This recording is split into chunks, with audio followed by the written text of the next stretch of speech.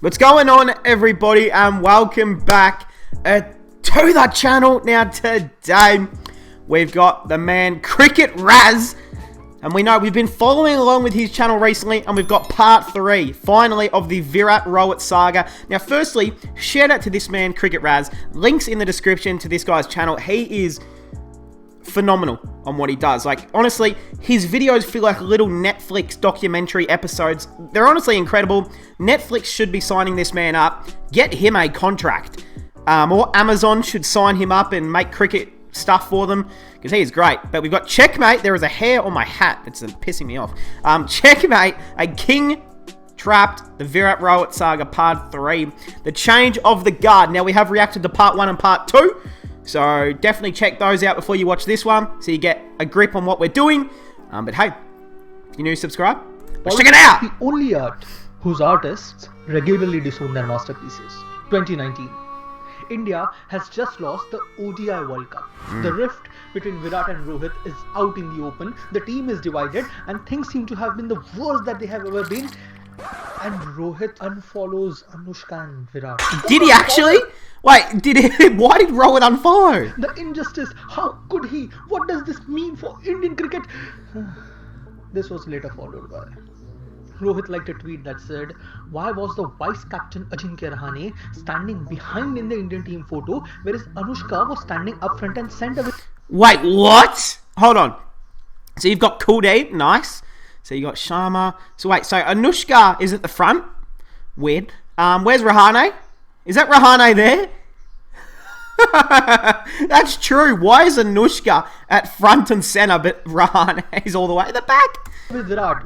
Oh, the injustice. Okay, just copy paste the same outage down here again. Because frankly, I don't know how this is a headline news. Yeah, I don't true. know what I'm supposed to say about it, and I don't get the outrage that it caused. I mean, it could have been different if things were hidden, right? But everybody already knew that there was something wrong. So what's up with the reaction?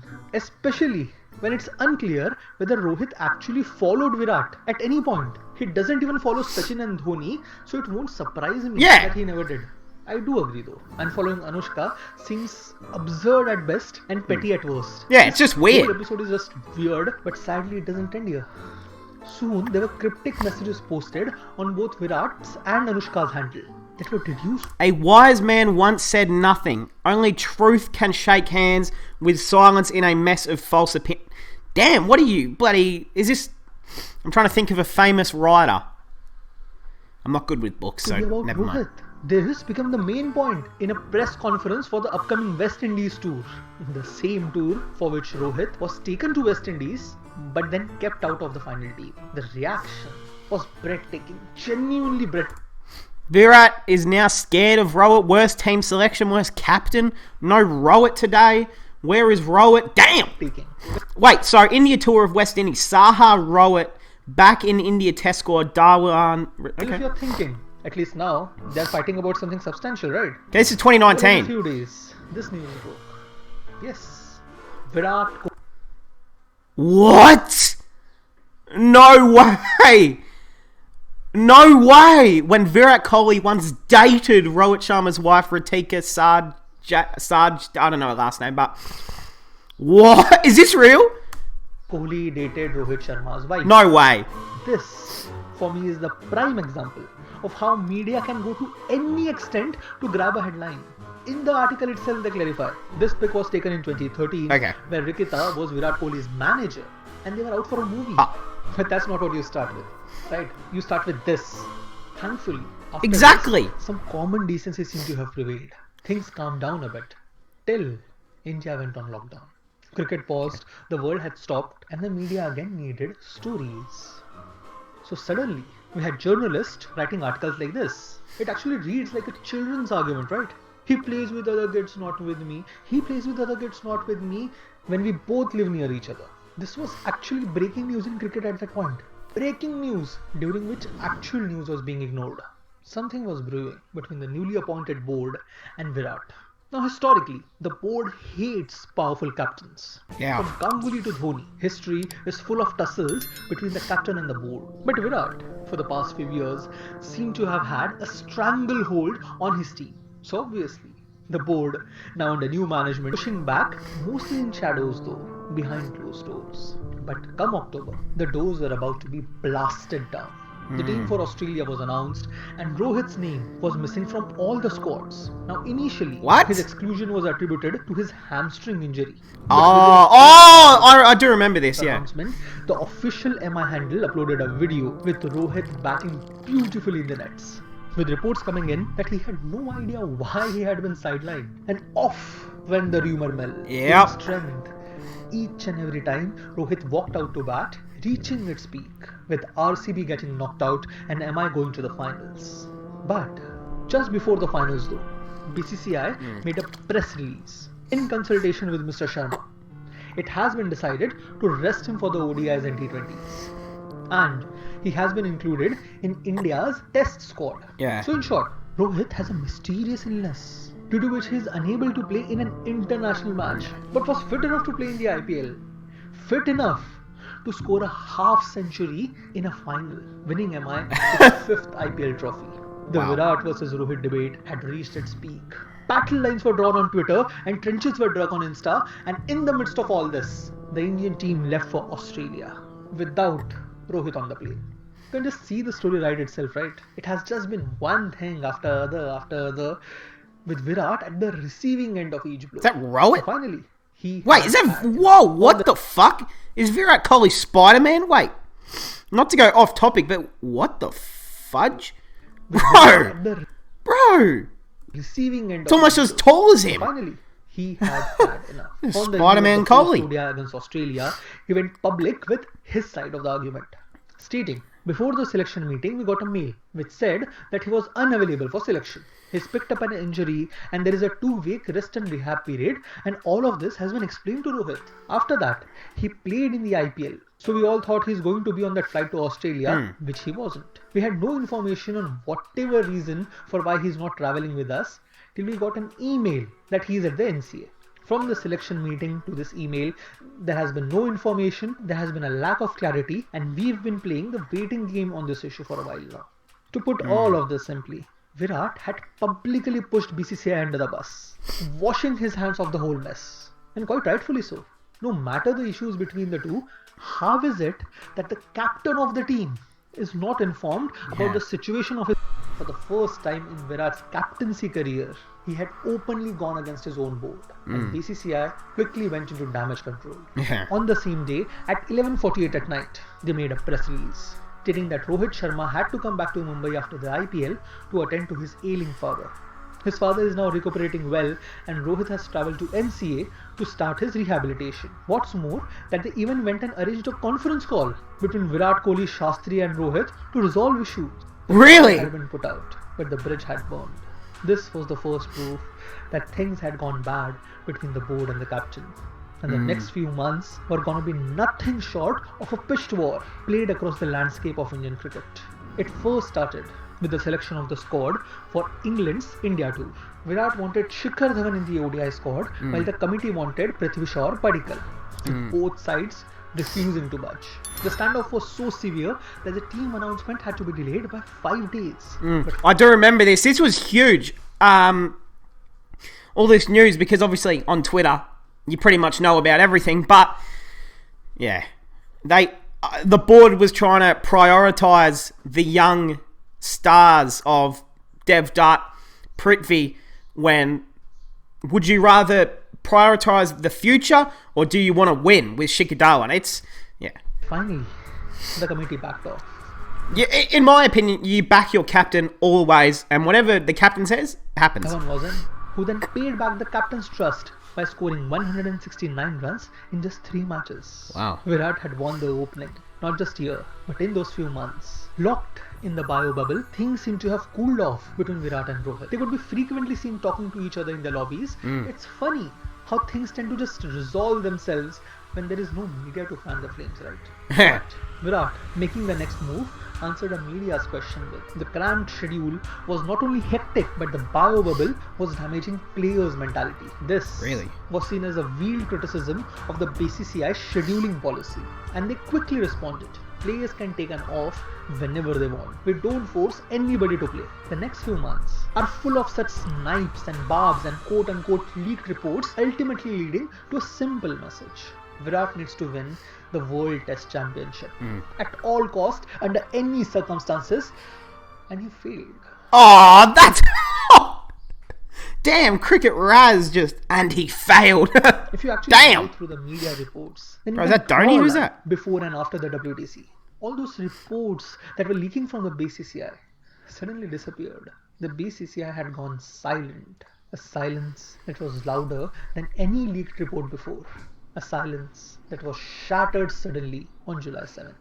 Shubham Gill had got injured during India's tour. Virat wanted Shaw or Padikkal to replace him, but they were already playing in the tour to Sri Lanka. So, the BCCI, for the first time, refused publicly. The captain will have to choose from the options that he has. If he had any issues, then he should have said them during the team selection. Okay. Any pretense of things being normal between them had been thrown out of the window. And this seemed to have opened the floodgates. First, Ravi Shastri, whose tenure was to end after the World Cup, would not be renewed for another term. Followed by Kumble being rumoured to have been offered the job. Even Dhoni becoming the team's mentor was somehow reported as a ploy to... Bro, and I'm just going to have my opinion because I don't care who it upsets or whatever, but let's be honest, Kohli does not want to hand over the captaincy. He's being all of these changes, all the coaching changes are only being forced by the above. Like the above, the people who own the BCCI. I don't even know who owns it, but it's the higher up people are making Kohli step aside as captain. They brought in Dhoni as a mentor to kind of step Kohli aside, I feel, and I don't think Ravi Shastri, I think it's the right decision, but I don't think it was his decision, meanwhile. So, I think politics need to stay out of cricket, if I'm going to be honest. Virat's power. Just play the game. All in all, the deck was being stacked against the king. Bet by bet by bet. The writing was on the wall. The king was about to lose. So, came the counter move. On the morning of 13th September, news broke that Virat planned on giving up the limited over captaincy after the World Cup. The BCCI treasurer quickly responded, "This is all rubbish. Nothing like this is gonna happen. Virat will remain the captain." This statement was further supported by the BCCI secretary. And as if timed to perfection, on 16th September, Virat announced that he was giving up the... 3 days later, he steps down. What do you think that happened? Because he was forced to step down. There is no way Virat, in his competitiveness, his spirit, he would ever step down out of his own goodwill. Like, hell no. In saying that, I think it's the right move that he's stepping down, in a way, because I want to see how Rohit goes as captain. 5-time IPL champion. They might actually win a tournament now. But, look, yeah, I don't think it was his choice. The T20 captaincy after the World Cup, citing the workload. This was reduced as cutting off a finger to save the arm, letting T20 go to keep ODI and tests. Yeah. Now, splitting the wise ball captaincy has been highly unusual by itself, but more importantly, he didn't inform BCCI about it. Unilaterally taking the decision. If you really want to, you can poke a million holes in Virat's statement. If captaincy is a burden, then why give up T20, which has the least matches all year? Why not give RCB captaincy first? But rather than that, BCCI first decided to save face, stating that we have been in talks with Virat for months now, and Virat will continue to contribute as a player and a senior member. Notice the wording here. Player and a senior member, not as the captain. In other words, the self-appointment of the ODI and Test captaincy was not accepted. Now, I'm not going to speculate on what happened next, nor talk about its credibility. I'll just talk about the timing. Within days of Virat's announcement, reports started flooding in about how BCCI already planned on replacing Virat in limited overs captaincy, how T20 World Cup would determine his future, how either Ashwin or Pujara had filed an official complaint against him, and finally, I don't remember how Virat had demanded that Rohit be removed from the captaincy to come out after Virat's declaration. Yeah. If anything, then this report's actually hurt Indian cricket's image. So what's the purpose in leaking them? The answer to this, I leave it to your judgment. But it's him! Virat, who had also given up his RCB captaincy at this point, was about to captain what could have been his last ICC tournament, depending on the outcome of that tournament. No pressure, right? What followed was as disastrous as it was embarrassing. So rather than going there, I'm just gonna go back to the start on the one question that had started this entire series. Is there a rift between those two? The answer is no. How does it matter? Come on. These are professionals at the top of their game, fighting for the same position. Exactly. To the throne of Indian cricket. By definition, there will be competition between them. There's nothing wrong in that. They don't need to love each other or be brothers of the field. I'm extremely confident that the next few months are going to be as turbulent as the last 3. So it doesn't matter whether there was a rift or not. The only question that truly matters is, can they play with each other? Can they work with each other to help India win? And the answer, as provided about 1,000 times before, is a resounding yes. Not only can they play, but they seem to drive each other to excellence. So, in the next few months, whenever you see a media report stating issues between those two, just remember this answer, given by Virat to a reporter after the loss to Pakistan. Will Rohit be dropped from the next game? The reporter asked. Virat answered with, if you want controversy, please tell me before, so I can answer accordingly. Yeah. Thank you for watching this video. Hey. Thanks for supporting me through this entire series. Hey, well, this says go Afghanistan. Obviously, this was made before the Afghanistan versus New Zealand game, and obviously now India are officially out of the World Cup. But look, we'll move past that. But hey, shout out to this man again. Go and support him. Original links in the description. I can't wait for his next documentaries or parts that he does. Hey, because this one's been incredible. Like, I've actually loved this. This has probably been some of my favorite videos to react to for sure. But hey, that is going to cap it off, guys. I hope you guys enjoyed, and I'll see you guys in the next one.